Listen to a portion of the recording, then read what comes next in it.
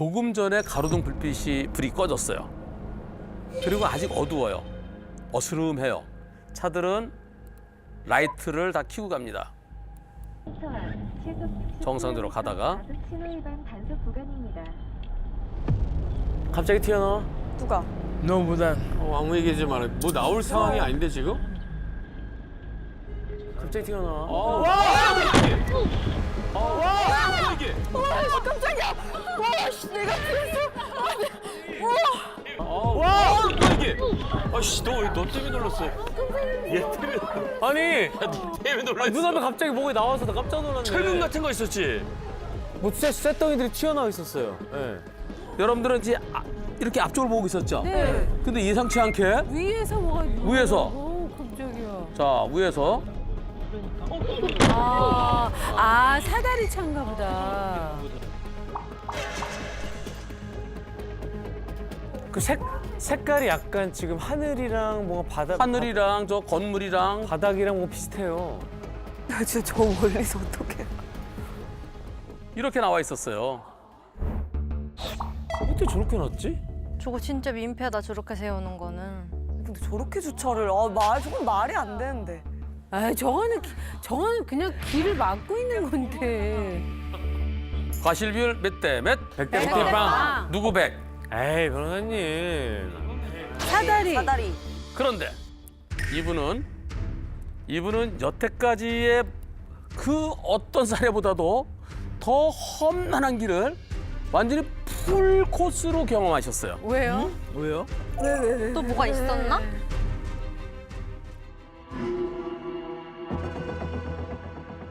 그날 아침에 좀 일찍 집을 나왔어요. 2차로로 해서 가고 있었는데 눈앞에 갑자기 구조물이 뭐가 이게 딱 확 나타나서 그냥 반사적으로 그냥 핸들을 틀었던 것 같아요. 근데 옆에도 또 차가 있었어요. 옆에도 차가 있었어. 제가 틀면서 옆 차선을 넘어갔고 트는 순간에 이제 하얀 차가 저를 옆으로 피하는 게 보이더라고요. 그래서 그 옆 차선에서 이제 주행 중이던 카니발 차량이랑 살짝 부딪혔고 오른쪽으로는 이제 사다리 바스켓 부분이랑 부딪혔고요. 제가 만약에 그걸 끝까지 못 보고 그냥 지행을 했으면 아마 그 바스켓 부분이 구조서 쪽으로 들어오지 않았을까. 와, 큰일 날 뻔했네, 진짜. 그 방향이었는데. 그러네. 진짜 세게 갔어 봐요. 그냥 여기 다. 그러니까.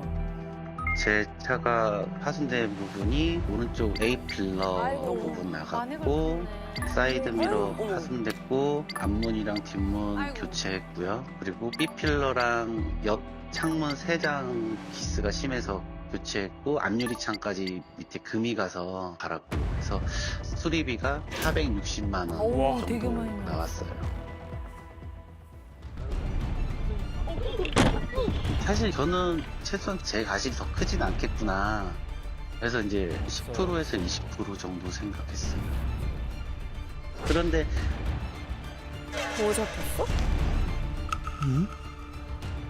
보험사에서 주정차된 차량을 후행 차량이 받았으니까 전반 주시 그거에 대한 과실이 제가 있다고 그래서 제 쪽이 과실이 좀 더 크다는 식으로 말씀을 하시더라고요. 정방주시 의무 위반? 아니 저거를 어떻게 봐. 그래서 왜 그게 내 과실인지 나는 이해 못하겠다고 계속 얘기를 했었고요. 근데 과실이 80% 많으면 90%까지 제 과실이 있다고 그러시길래 따지기도 많이 따졌어요. 진짜 당신 이상하다. 내 보험사인데 왜 내 편을 안 들고 자꾸 왜 나보고 잘못했다고 내 얘기 듣지도 않고 이렇게 얘기를 하시냐 그런 얘기도 했었어요. 근데 경찰서 갔더니 제가 잘못한 것으로 판단이 된다라고 하셔서 근데 이렇게 들으면 사람 위축될 것 같아. 진짜 내가 잘못한 거지. 아, 미편이 없네, 진짜. 왜 우리랑 다 생각이 다르실까? 그래서 저는 경찰청으로 이의 신청을 해서 재조사 신청을 했었고요. 근데 재조사에서도 문제가 없다. 첫 번째 경찰 조사랑 동일하다라는 의견을 받고 그럼 민간심의위원회라고 해서 그 심의를 받았는데 결과 반복하셨다 뭐 이런 식으로 판결문이 또 오더라고요. 어머. 아. 아니, 저걸 보고 저런 얘기하지? 그래서 되게 좀 실망을 많이 했죠. 그래서 한문철 변호사님한테 글을 올리게 된 거거든요. 변호사님 사고를 보시면서 제 과실이 20에서 30% 정도 있을 것 같다. 그래도 나머지 한 7, 80%는 상대방 과실이다. 이렇게 얘기를 해주시더라고요. 반대 얘기를 하시니까. 그래서 판사님이 내 잘못이라는 당연히 인정해야지. 이렇게 생각을 하고 나홀로 소송을 결심하게 됐죠. 그때부터 3, 4일 정도 밤새면서 그 판례를 찾았던 것 같아요. 와, 저걸 또 근성 시작해. 있으셔. 진짜 지금 쉽지 않은데. 며칠 동안 하다가 저랑 유사한 사고를 한 5개인가 찾았어요. 판례를 찾아갖고 정리를 해서 제출을 했고요. 판결문이 나왔는데 제 과실이 90%고 10%만 인정을 받았더라고요. 제 과실이 아닌 걸로. 무슨 말이야 이게? 어떻게 90. 아니 이게 말이 돼? 그래서 되게 좀 실망을 많이 했죠. 심지어 판례 같은 것도 다 준비 서면에 제가 조사한 것들 정리해서 넣어드렸는데 그렇게 나오니까는 조금 진짜 이거는 내 잘못인 건가 이렇게 생각이 들더라고요. 그래 저렇게 생각할 수 있어. 그래서 인정을 하려고 했는데 변호사님이 저한테 이거 항상 안 하고 그냥 이대로 넘어가면 후회 안 할 자신 있냐. 지금 이게 끝인데 그 얘기를 듣고 한참 고민하다가 한번 끝까지 해보자. 어디 한번 해보고 그래도 내 잘못이면 뭐 인정해야지. 이 생각으로 항소장 냈어요. 용기를 또 내셨구나. 그래서 이제 10월 18일 날 항소심 갔죠. 반전? 근데 가운데 계신 판사분이 많이 놀라셨죠? 저도 놀랐다고.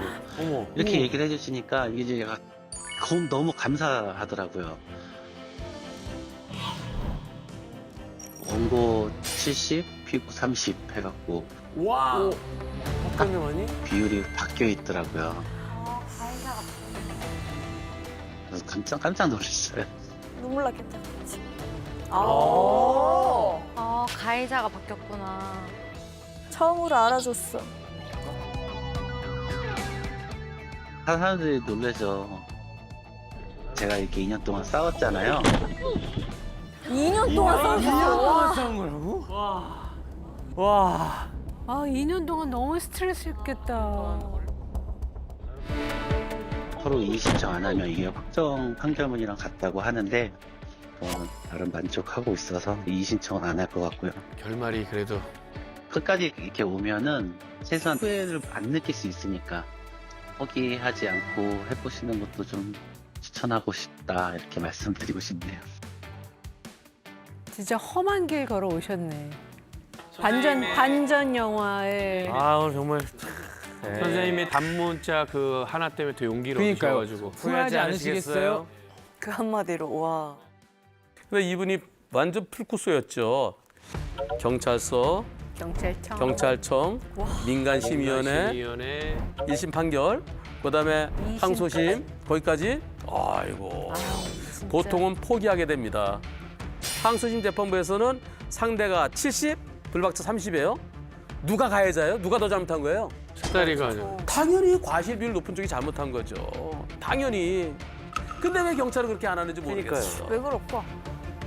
아이고, 쉽게 끝날 수 있는 일을. 진짜 이렇게까지 싸울 일이야? 그니까. 이렇게 판결들이 모아져서 보험사의 잘못된 관행도 고칠 수 있도록 하고 경찰에서 들이받은 차가 무조건 잘못이다라는 것도 앞으로는 바뀌어야 되겠죠.